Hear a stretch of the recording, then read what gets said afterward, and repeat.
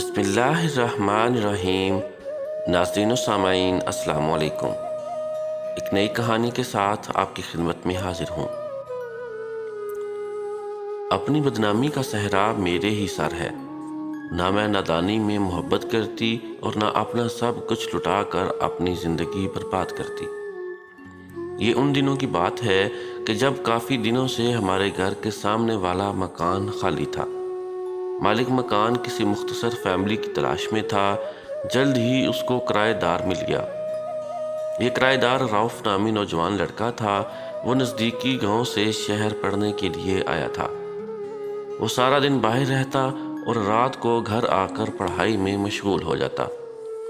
جلد ہی پاس پڑوس والوں نے محسوس کیا کہ اس کی صحت خراب ہوتی جاتی ہے۔ جب وہ گاؤں سے آیا تھا سرخ و سفید اور صحت مند تھا۔ بعد میں رنگت پیلی پڑنے لگی اور دبلا بھی ہو گیا۔ ایک روز والد صاحب کو گلی میں ملا۔ انہوں نے پوچھا، رؤف بیٹے تمہیں کیا ہوا ہے؟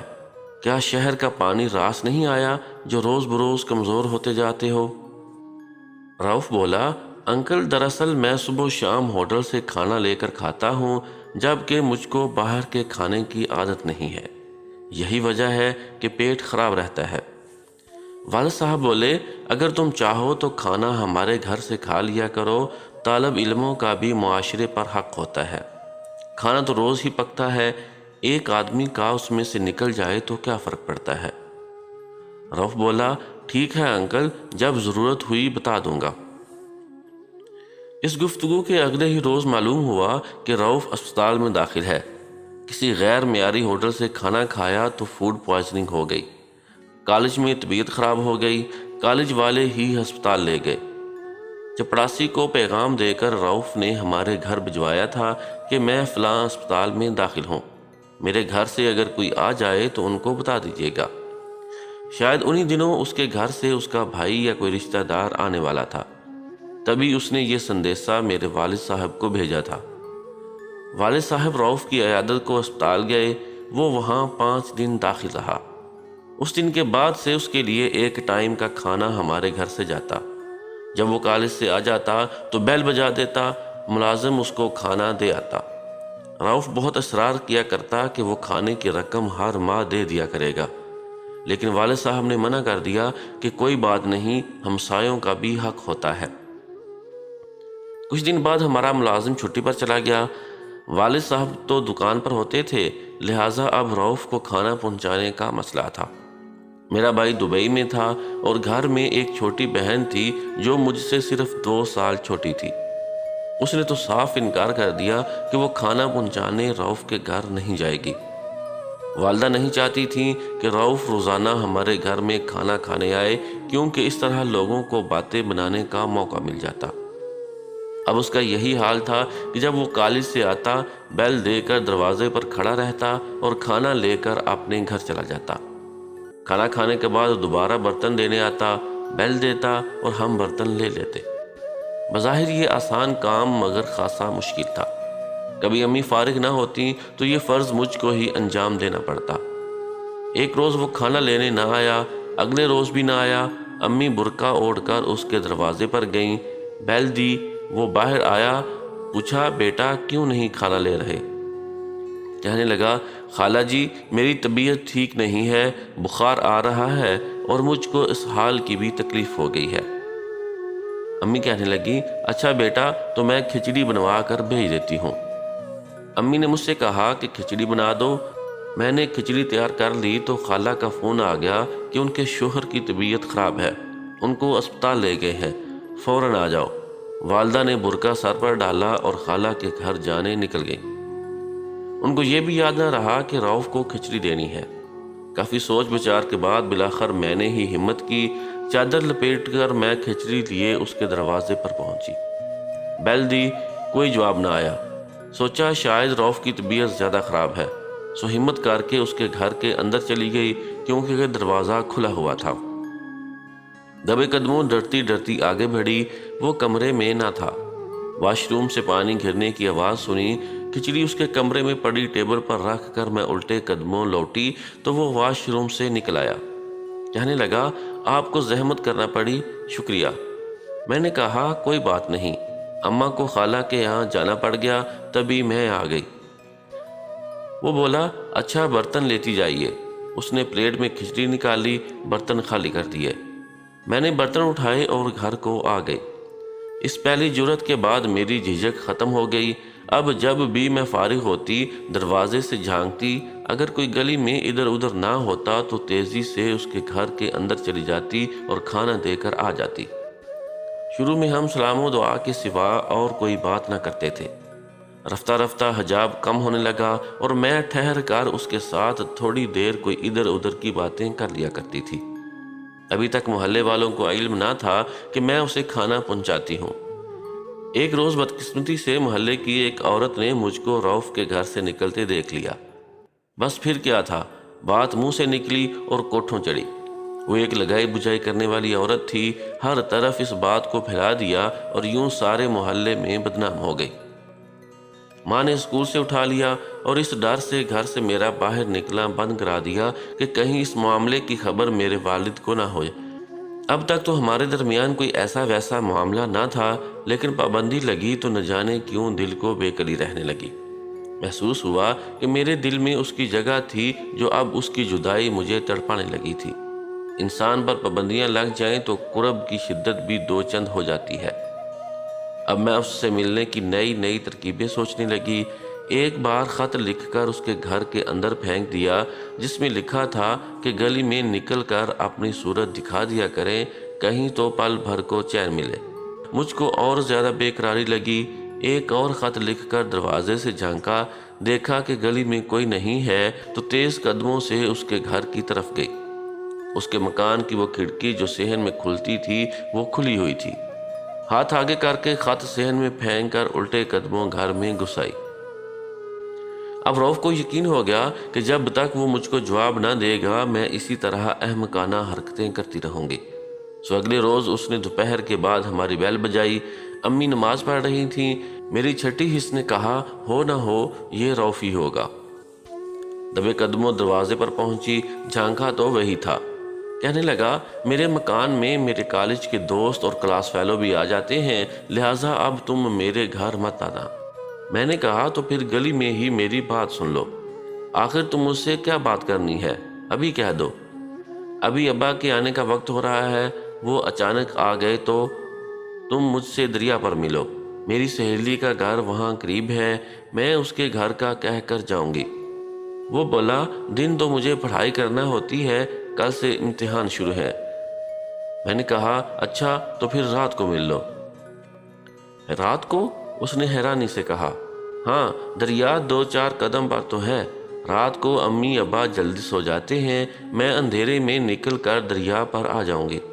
دیکھو آج رات ضرور آنا، ایسا نہ ہو کہ تم نہ آؤ اور میں وہاں تمہارے انتظار میں رات بھر بیٹھی رہ جاؤں۔ ایسا کہہ کر میں نے جلدی سے دروازہ بند کر دیا۔ اب رؤف کے پاس اس کے سوا چارہ نہ رہ گیا کہ وہ رات کو دریا کنارے جا کر بیٹھ جائے اور میرا انتظار کرے۔ اتفاق کہ اس روز اماں اور ابا دیر تک باتیں کرتے رہے اور کہیں 12 بجے تک سوئے۔ جو ہی وہ سوئے میں نے دبے قدموں صحن عبور کیا اور آہستہ سے کنڈی کھول کر گلی میں جھانکا۔ آسمان پر ستاروں کی مدھم روشنی تھی، گلی سنسان تھی اور وہاں دور دور تک کوئی نہ تھا۔ جانے دل کی گلی کا کیا زور جذبہ ہوتا ہے کہ انسان نہ آندھی دیکھتا ہے اور نہ طوفان، انسانوں کا خوف رہتا ہے اور نہ بھوت پریت کا۔ تیز تیز قدم اٹھاتی تقریباً 7 منٹ میں دریا کنارے جا پہنچی۔ اگرچہ مجھے آنے میں دیر ہو گئی تھی تو کبھی یقین تھا کہ وہ وہاں ضرور ہوگا۔ ہزاروں وسوسوں کا خوف دل پر اٹھائے جب میں دریا تک پہنچی تو دیکھا کہ وہاں وہ نہ تھا۔ تھوڑا سا اور آگے بڑھی تو کوئی بیٹھا نظر آیا۔ میں سمجھی رؤف ہے جو میرا انتظار کر رہا ہے۔ جب ذرا اور آگے گئی تو کیا دیکھا کہ وہاں وہ تو نہیں، کوئی اور بیٹھا ہے۔ میں ڈر کر واپس پلٹنے لگی تو وہ بولا ڈرو نہیں بہنا، مجھے رؤف نے بھیجا ہے، اس کو سخت بخار ہے، میرے گھر میں لیٹا ہے، تم کو بلا رہا ہے۔ میں نے کہا رات آدھی ہو چکی ہے، اب تمہارے گھر گئی تو واپس اپنے گھر کب پہنچوں گی؟ میرا گھر زیادہ دور نہیں، اب آ گئی ہو تو اس کی بات سن لو۔ یہ لو، اس نے پرچہ لکھ کر مجھے دیا ہے، خود پڑھ لو اگر میری بات کا یقین نہیں ہے۔ اس نے جیب سے ٹارچ نکالی اور پرچے پر نظر ڈالی۔ میں نے پڑھا، لکھا تھا مجھ کو شدید بخار ہے، 2 گھڑی دیکھنے کو آ جاؤ۔ انداز تحریر اسی کا تھا۔ میں اس کی تکلیف کا سوچ کر تڑپ اٹھی۔ بغیر سوچے سمجھے اس کے دوست کے پیچھے پیچھے چل دی۔ ذرا آگے آئے تو اسکوٹر نظر آیا۔ وہ بولا، اس پر بیٹھ جاؤ، بس 2 منٹ میں پہنچ جائیں گے۔ تم کو واپس بھی اسی سواری پر لے آؤں گا۔ نہ جانے کدھر کس راستے وہ مجھے لے چلا۔ اس وقت میری مت ماری گئی تھی۔ اسد کے بخار کا سن کر اس کے پیچھے چل دی، حالانکہ مجھے واپس گھر کو پلٹ جانا چاہیے تھا۔ اسد کی سوچوں میں ایسی ڈوبی ہوئی تھی کہ اندازہ نہ ہوا کتنی دور چلی آئی ہوں۔ جب ایک مکان کے سامنے اسکوٹر روک کر اس نے اترنے کا کہا تو مجھے ہوش آیا۔ اب میں کلی طور پر اس کے رحم و کرم پر تھی۔ مکان کے اندر پہلا قدم رکھتے ہی دل نے کہا کہ تم نے یہاں آ کر بڑی غلطی کی ہے۔ دھڑکتے دل کے ساتھ آدھی رات کو میں ایک انجانے گھر میں داخل ہوئی۔ تصور میں رؤف کا پیارا چہرہ تھا اور کچھ سوچ نہ تھی۔ جب اندر گئی، وہاں بستر ضرور بچھا تھا مگر اس پر رؤف نہ تھا۔ ادھر ادھر دیکھا، شاید دوسرے کمرے میں ہو۔ ابھی میں جائزہ لے رہی تھی کہ دروازہ بند کرنے کی آواز آئی۔ وہ شخص جو مجھے لایا تھا دروازہ بند کر چکا تھا۔ اتنے میں دوسرے کمرے سے 2 اور آدمی بھی آ گئے مگر ان میں کوئی رؤف نہ تھا۔ میں نے پوچھا، رؤف کہاں ہے؟ ان میں سے ایک بولا، اسے بھول جاؤ، وہ دریا میں ڈوب چکا ہے۔ اب ہم ہیں تمہارے رؤف۔ اس کے بعد کیا کہوں؟ قلم تو خون کے آنسوؤں میں ڈوبو کر لکھوں تو سارے بدن کا لہو کام آ جائے۔ میں کتنی بے بس لڑکی اور یہ انسان نما درندے۔ جو قدم بنا سوچے سمجھے اٹھایا وہ مجھے کس راہ لے آیا۔ رات سر پر سے ایسے گزری جیسے ڈائن ہو۔ ہزاروں گدھ اور چیلیں چلاتی ہوئی کانوں میں محسوس ہو رہی تھیں۔ صبح ہوئی بھی تو کتنی سیاہیاں سمٹ کر میرے دامن میں لے آئی۔ اجالا تو پھر ہوا ہی نہیں۔ میں نے اگر ایک غلطی کر لی تھی تو دوسری نہیں کرنی تھی، مگر اگلی سب سے بڑی غلطی یہ کی کہ ابا کے خوف سے صبح گھر پہنچنے کی کوئی تدبیر نہ کی۔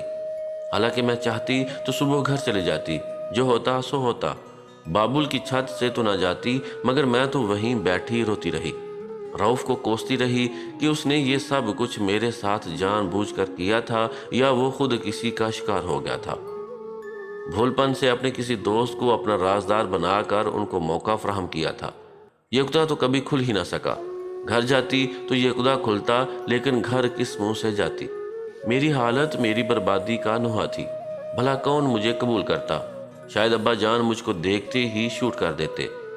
دوپہر تک میں روتی رہی۔ وہ لوگ گھر کو تالا لگا کر چلے گئے۔ میں نے پاس پڑوس میں جھانکا اور ناشور مچایا۔ یہی جی چاہا کہ اپنی بدنامی کا صحرا گانے سے بہتر ہے کہ یہیں پیاسی دفن ہو جاؤں۔ شام کو وہ لوگ آ گئے۔ کہا کہ یہاں رکنا ٹھیک نہیں، کسی نے پولیس کو اطلاع کر دی ہے۔ ان کے ہتھے چڑھ گئے تو اخباروں میں تصویر آ جائے گی، بہتر ہے نکل چلو۔ انہوں نے نہ تو مجھے رؤف تک پہنچایا اور نہ میرے گھر تک، بلکہ ایک کار میں لاہور لے آئے اور یہاں شاہی محلے میں ایک عورت کے گھر پر چھوڑ کر چلے گئے۔ اس عورت نے مجھے دلاسا دیا۔ وہ کہتی کہ مجھے ماں سمجھو، مگر وہ ماں نہیں، ماں کے نام پر دھبا تھی۔ وہ مجھے ہیرا کہہ کر متعارف کراتی تھی۔ نہ جانے کب تک یہ ہیرا اس گندی جگہ پر بکتا کہ ایک روز ایک شخص جو وہاں اپنا دل خوش کرنے آیا تھا، میں نے اسے اپنا قصہ سنا کر التجا کی کہ مجھ کو میرے والدین تک پہنچا دو، بے شک وہ مجھے شوٹ کر دے۔ اس جگہ رہنے سے تو باپ کے ہاتھوں مر جانا بہتر ہے۔ اس آدمی کو ترس آیا اور اس نے مجھے میرے گھر تک پہنچا دیا۔ وہاں سب کچھ بدل چکا تھا۔ ماں میری یاد میں رو رو کر اندھی ہو چکی تھی۔ باپ یہ بے عزتی سہ نہ سکا اور دنیا سے ہی رخصت ہو گیا۔ بھائی نے دروازہ تو کھولا لیکن کوئی بھی تعلق رکھنے سے انکار کر دیا۔ وہی آدمی مجھے واپس اپنے ساتھ لے آیا، مجھ سے نکاح کیا اور میں اب اس کے بچے کی ماں بننے والی ہوں۔ پر زندگی میں ایک غلطی مجھے گناہ کی ایک ایسی غار میں لے گئی جہاں صرف دلدل ہی دلدل تھی۔ مجھے میرے شوہر نے کوئی بھی طعنہ نہیں دیا، لیکن ہر دم یہ دھڑکا لگا رہتا ہے کہ یہ میرا آخری ٹھکانہ ہے بھی کہ نہیں۔